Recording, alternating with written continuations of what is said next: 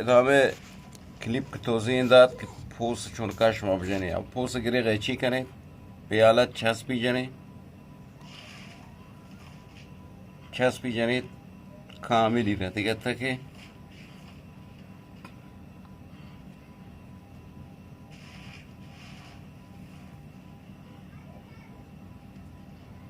خب پوست که چسب جد نوی پوست یاری به حالت این قسمت این قسمتی یاری پوسا چون کنه ایدی جنید بچه بخاطر ایشی که وقتی که شما سیمانه نادید سرود شما را زخمی مکند مثلا ناسیم پوسا مدر رید دیگه نو ای پوس یک محافظی हो داری دست تا که ایش خشک بود خب خشک که بود حالا گره ایده پیچی هست این پیچ سیمانه بنده تو ادامه کار انشالله توضیح ده عملی که چون که سیمانه بنده مولا روت این روتت توضیح ده که این روت خود انتخاب کو روت به حالت اول برگرده به حالت اول برگشت گره چپ و بندینی یکی راست تا بکن یکی چپ تا بکن روت هم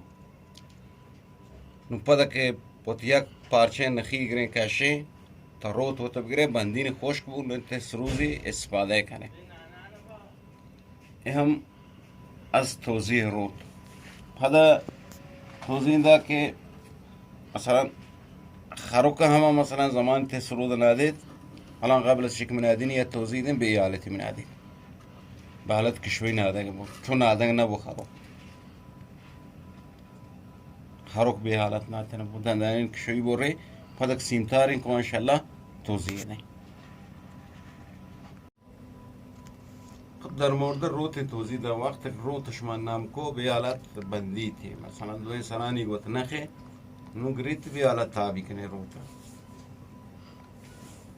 چون روت زمانی که خوشکبو روت پرشید نو اپا گره یک پارچه نخی به مثل ایشی پارچه گره خیز کنه تیاب خیز کنه پده به حالت سری کشی کشیتی تا ایشی که روت از حالت فروشتن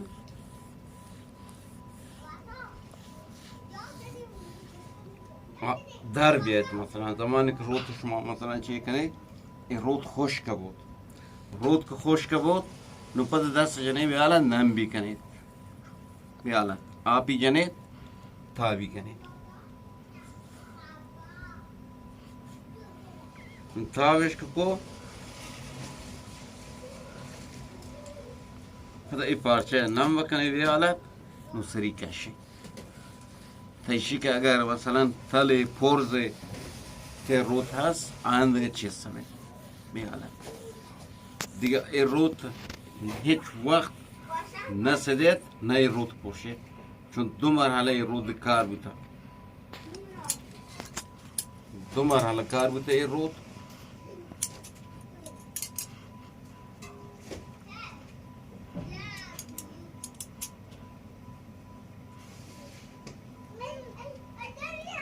حالا این که پرز هست دوری کنی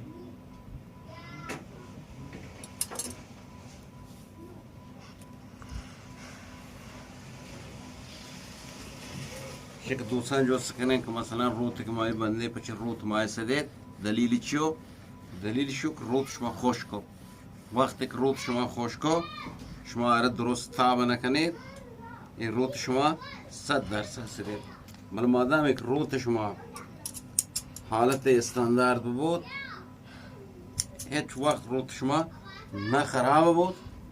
نه سدید اصلی تاب کنه گویده به حالت آبی جنه خدا پوچ زوره به حالت کار کنه سری کشیتی تا روت و تا بگرید